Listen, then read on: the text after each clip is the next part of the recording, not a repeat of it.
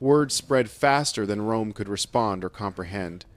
In 3 days, 3,000 followers had climbed the mountain, not just fighting men, but families, elderly, children. Everyone who heard the impossible news that gladiators had beaten Roman guards and lived to tell about it, but the Senate, dismissing this as minor policing issue beneath consular attention, sent Praetor Gaius Claudius Glaber with 3,000 militia, not even proper legionaries, just local recruits with minimal training. They surrounded Vesuvius's only known path up the mountain, confident that hunger would force surrender within days. Modern historians still debate how Spartacus discovered the wild vines growing on the volcano's far side, the side Romans deemed unclimbable. The approach, everyone said, was impossible. The rebels worked through the night, weaving vines into rope ladders while Glaber's troops drank wine and joked about easy victory. By dawn, they'd created rope strong enough to hold armored men descending sheer cliffs, as Glaber's militia watched the main path and waited for starving slaves to surrender. Spartacus led his forces down vertical rock faces everyone deemed suicide. The ancient sources, even those hostile to Spartacus, all agree on what came next with shocked admiration. Glaber woke to his camp in flames and gladiators materializing from impossible directions. Men who'd spent years studying death in the arena now taught its lessons to Roman militia who'd never seen real combat. The praetor himself barely escaped with his life, abandoning equipment for thousands of soldiers, proper military swords, shields that could form walls, armor that could stop arrows. From kitchen knives and chains to fully equipped army in 3 days, the transformation terrified Rome more than any barbarian invasion. Every successful raid brought more followers in exponential growth. 10,000 by month's end, 20,000 by winter, 40,000 by spring. Farmers abandoning fields to join. Miners fleeing quarries with picks that became weapons.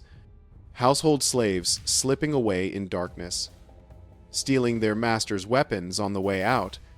History pivoted on 70 kitchen knives that became a revolution. Spartacus transformed this human flood into an actual army through systematic training.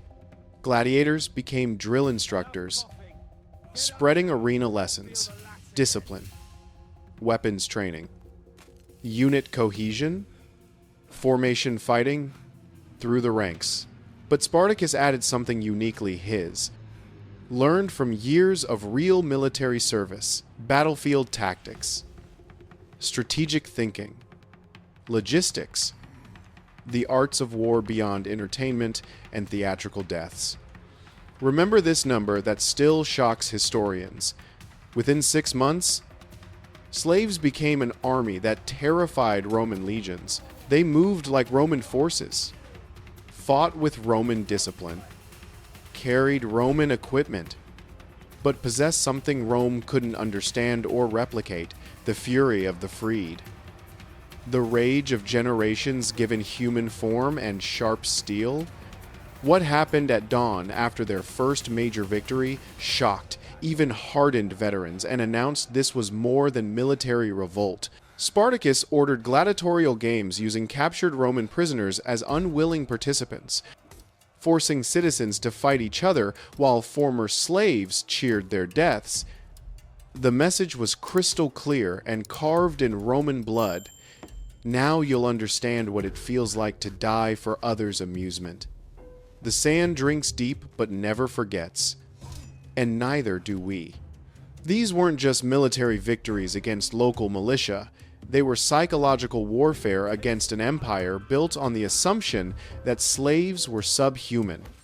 3 separate Roman expeditions met devastating defeat that shattered that assumption. Praetor Publius Varinius lost not just his horse, but his lictors fasces, the sacred symbols of Roman authority, which decorated rebel camps as trophies. His subordinate commanders fell in battle, their heads displayed on pikes. Roman military standards, their sacred eagles that legions would die to protect, were captured and paraded through rebel ranks. Each victory proved the impossible with Roman blood. Slaves could beat citizens in fair combat. Gladiators could defeat professional soldiers. The oppressed could become conquerors who made their former masters flee, screaming. Archaeological evidence reveals the true scale of rebel organization that historians tried to minimize. Weapon manufacturing sites with forges, training grounds covering acres, supply depots systematically organized, defensive positions engineered with military precision. This wasn't a mob of escaped slaves. This was a nation being born in violence and desperate hope. By winter, Spartacus commanded between 70,000 and 100,000 followers, a force larger than most Roman armies, equipped with captured Roman gear, trained in Roman tactics, moving with Roman efficiency. The Senate's panic reached levels unseen since Hannibal crossed the Alps with elephants and threatened Rome itself. Dispatches from terrorized landowners flooded the capital with descriptions of systematic devastation. They move like locusts. One wrote in, shaking script, "But locusts that fight like legions and kill like demons." The entire slave-based economy that powered Roman civilization teetered on collapse. If Spartacus could inspire this many to rise, what stopped the millions of other slaves from joining? In that moment, history held its breath, and Rome nearly fell from internal rot rather than external conquest. The rebels controlled vast swaths of southern Italy like a nation within a nation.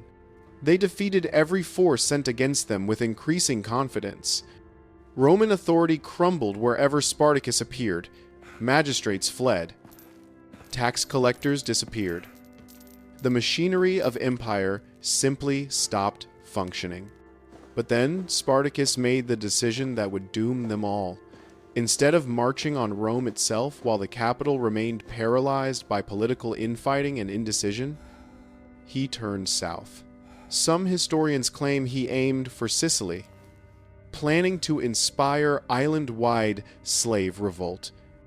Others suggest he simply wanted to lead his people home, Thracians to Thrace, Gauls to Gaul, Germans to Germania. The leadership split over strategy with catastrophic consequences. Crixus advocated continuing the rampage through Italy, growing stronger with each victory, eventually dictating terms to Rome from a position of overwhelming strength. Oenomaus had died gloriously in earlier battles, his loss leaving a void in strategic planning. Spartacus seemed torn between revolutionary and shepherd, between toppling Rome and saving his people from eventual Roman vengeance. The army would split, Crixus taking 30,000 Gauls and Germans to continue ravaging Italy, Spartacus leading the remainder towards southern coasts and potential ships to Sicily. Two hammers striking separately rather than one massive blow. It was the beginning of the end. Though nobody knew it yet, unity had made them unstoppable against every Roman force. Division would make them mortal and vulnerable. Crixus's rampage through central Italy wrote new chapters in terror. His forces showed no mercy to Roman settlements, viewing each victory as payback for years of oppression, decades of watching friends die in arenas. But then Rome found its answer, not in tactics or courage, but in wealth wielded like a weapon. Marcus Licinius Crassus, the richest man in Rome, whose fortune exceeded kingdoms, saw opportunity where others saw disaster.